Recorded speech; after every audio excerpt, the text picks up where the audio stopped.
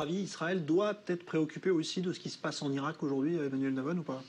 Je pense qu'Israël doit d'abord tirer les leçons pour elle-même.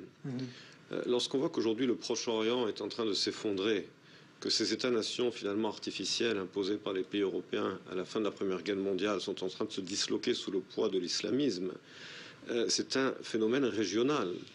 Et lorsqu'on parle d'établir un 23e État arabe au cœur d'Israël, alors même qu'on assiste à cet effondrement et cet extrémisme religieux, il faudrait y réfléchir à deux fois.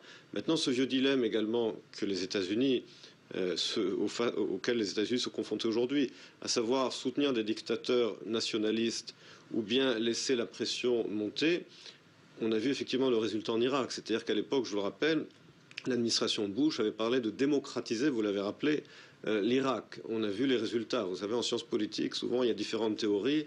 Là, la théorie sur la possibilité de démocratiser un pays arabe, en tout cas l'Irak, a été contredite à coup d'une expérience qui a coûté des centaines de milliards de dollars et des milliers de morts.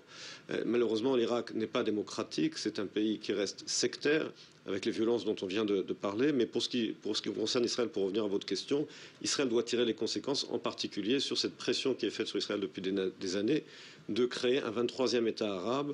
Et on ne voit pas pourquoi il ne devrait pas suivre le modèle de ses voisins dans la région. Vous êtes d'accord, Ali Wakel? Non, tout à fait pas d'accord.